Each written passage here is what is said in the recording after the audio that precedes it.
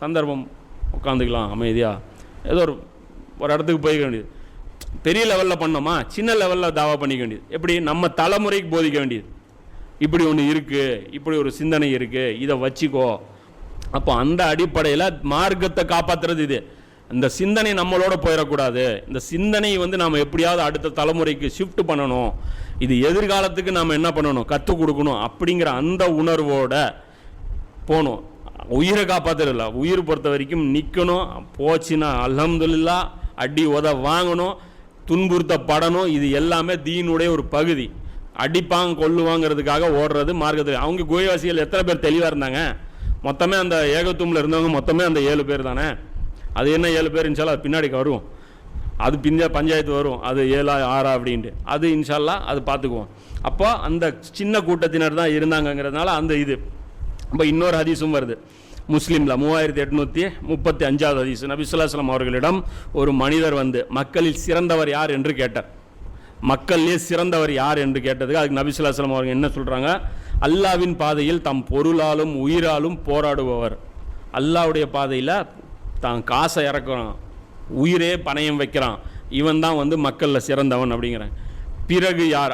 அதுக்கு அந்த அவர் கேட்குறாங்க, சஹாபி கேட்குறாங்க, பிறகு யார்? இதுக்கு அடுத்த நிலையில் யார் சிறந்தவருங்கிறாங்க. அப்போ ரசூலுல்லாஹ் சொல்கிறாங்க, மலை கணவாயில் ஒன்றில் வசித்து கொண்டு தம் இறைவனான அல்லாஹ்வை வழிபட்டவாறு தம்மால் மக்களுக்கு தீங்கு நேராமல் ஒதுங்கி வாழக்கூடிய இறை நம்பிக்கையாளர் அப்படின்றாங்க. அப்போ ரசூலுல்லாஹ் சொல்கிறாங்க, அதுக்கப்புறம் இவர் சிறந்தவருங்கிறாங்க. அப்போ இது பெஸ்ட்டாக இருக்குல்ல. எதுக்கு பஞ்சாயத்து எடுத்தோன்னா ஆட போனோமா, அது ஆக்சுவலாக அது ஒரு இன்பமான லைஃப். அது அமெரிக்காவே என்ன பண்ணுறான், அவன் ஃபார்ம் ஹவுஸ் தான் அவன் என்ஜாய் பண்ணிகிட்டு இருக்கிறான், அதில் நம்ம போய்க்கிறது. இது வந்து அந்த ஆப்ஷன் கிடையாது. அதே மனிதருடைய 2வது நிலை இது. ரசூலுல்லாஹ் சொல்கிறாங்கல்ல, பாடுபட கையாலும் அந்த பொருளாலும் உயிராலும் பாடுபடக்கூடியவர்ன்ட்டு. அதே நபருக்கு இப்படி ஒரு சூழ்நிலை வந்துடும். அந்த நேரத்துலையும் அவன் தான் சிறந்தவனாக இருப்பான். அப்போ அந்த நேரத்தில் என்ன, ஊரில் இருக்கிற வேண்டாம், ஊரில் இருக்கிறவன் ஜாலியாக இருப்பான், அவனுக்கு சோசியல் டிஸ்டன்ஸும் ஒரு பிரச்சனை கிடையாது, அவனுக்கு எதுவுமே ஒரு பிரச்சனை, எல்லாமே அவன் மெர்ஜ் ஆகிக்குவான். அவன் மெர்ஜ் ஆகிட்டு அவன் வச்சுக்கிட்டு அவன் அந்த சிஸ்டத்தோடு கலந்து அப்படியே என்ஜாய் பண்ணிகிட்டு இருப்பான். அப்போ இந்த நேரத்தில் அந்த சிஸ்டத்தை விட்டு ஒதுங்குறான்ல, அப்போ அவன் அப்போ இருக்கையில் இவன் தான் பெஸ்ட்டு. இந்த டைமில் இவன் தான் பெஸ்ட்டு. அப்போ நமக்கு களம் வந்து கையை பிடிச்சி தடுக்கிற அளவுக்கு நாம் தாவா செய்யணும் அப்படிங்கிறது இந்த ஹதீஸ்லேருந்து நமக்கு புரியுது. இந்த மலை கணவாயில் போய் ஒதுங்கிறது இதெல்லாம் எப்போ, கடைசி கட்ட நிலைமை, அதுவும் தீனை காப்பாற்றுவதற்கான நிலைமை அப்படின்னு, அதுவும் அவர் மேலே தாவா நிறுத்தப்படுற நிலைமை வந்ததுக்கப்புறம் தான். அப்போ இந்த ஹதீஸும் வச்சு பார்த்துக்கணும். அப்போ இந்த குகைவாசிகள்லேயே இப்போ இதுலேயும் சில விஷயங்கள் எல்லாம் கற்றுக் கொடுக்குறேன்.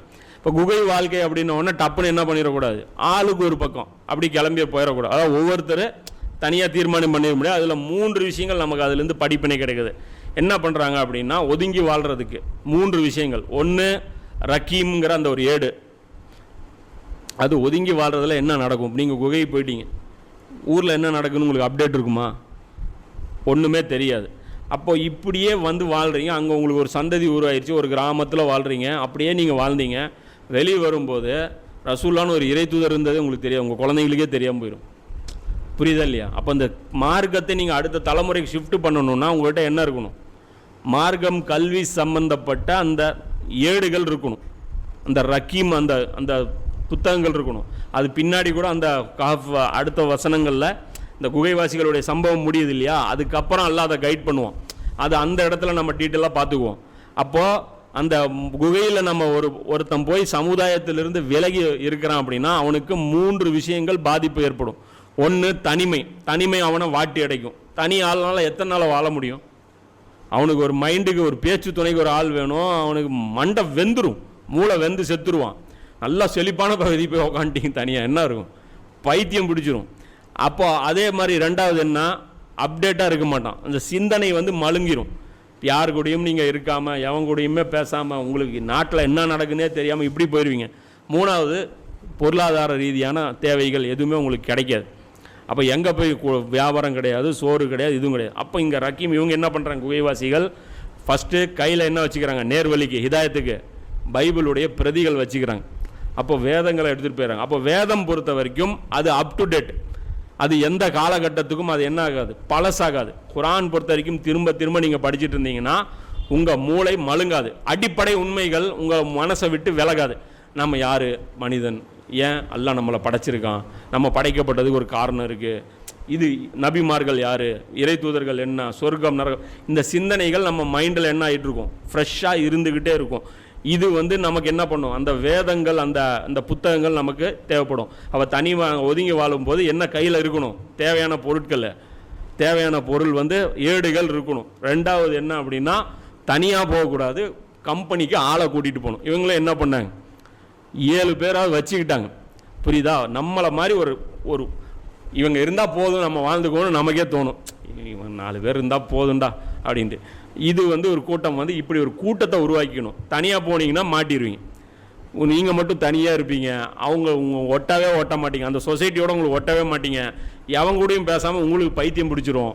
அவங்களால இவங்க என்ன பண்ணாங்க, அப்போ பார்க்க வேண்டிய 2வது விஷயம் என்ன அப்படின்னா, கூட சில நல்ல தோழர்களை ஏற்படுத்திக்கணும். 3வது என்ன அப்படின்னா, பொருளாதாரத்துக்கான அவங்க நாணயங்கள் வச்சுருந்தாங்களா, ஏதோ அவங்களால முடிஞ்சு அவங்க ரெடி பண்ணிட்டாங்க, கையில் கிடச்சது அவ்வளோதான், அதை எடுத்துகிட்டு போயிட்டாங்க. மீதி அல்லாவை சார்ந்து இருந்துட்டாங்க. யா அல்லாஹ், அப்போ அவங்க சாதனத்தையும் எடுத்துகிட்டு போனாங்க. அல்லாஹ் எல்லா சாதனங்களுக்கும் மேலான சாதனம் எது, அல்லாஹ்வுடைய உதவி, அதுக்கடியும் ஒப்படைச்சிக்கிட்டாங்க.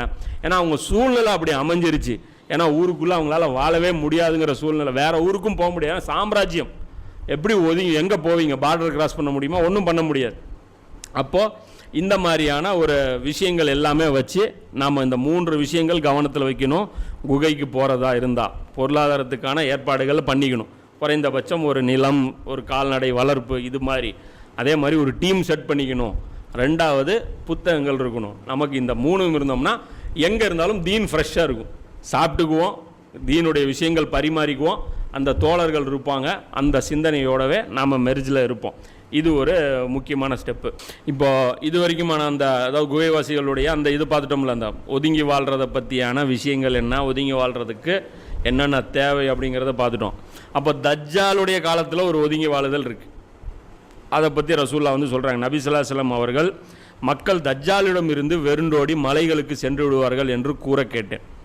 தஜ்ஜால் வரும்போது மக்கள் என்ன பண்ணுவாங்க, அவன் தஜ்ஜாலுடைய அந்த தாக்கத்திலேருந்து பயந்து மலைகளுக்கு ஓடிடுவாங்க.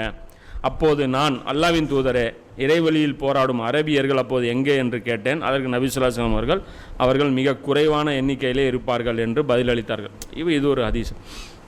அப்போ தஜ்ஜாலுடைய காலத்தில், தஜ்ஜாலை பொறுத்த வரைக்கும் பார்த்தீங்க, அவங்க தஜ்ஜாலுடைய ஹதீஸ்கள் கோர்வையாக ஒரே ஒரு சீக்வன்ஸில் அழகாக புரியவே முடியாது.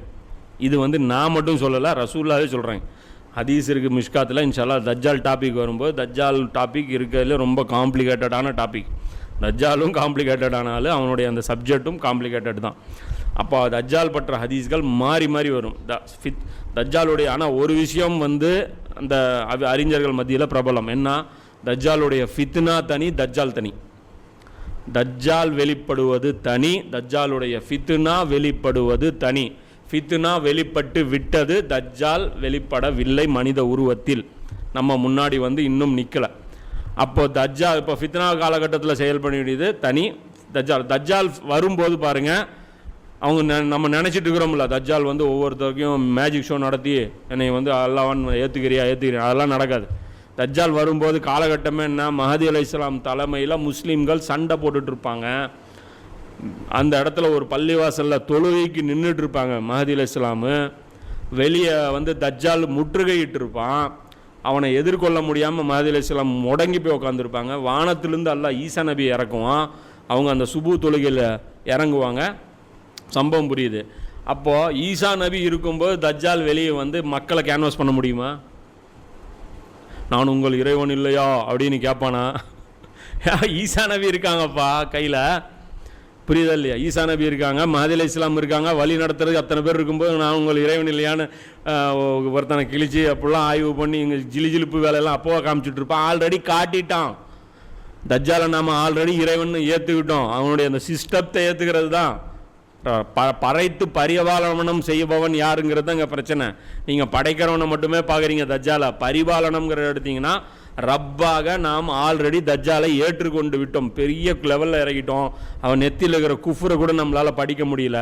போன இதுலேயே நம்ம சொன்னோம்ல, இந்த சிஸ்டத்தை தான் குஃபுருன்னு தெளிவாக புரிஞ்சிக்க முடியும்னு ரசூலுல்லாஹ் சொன்னாங்க.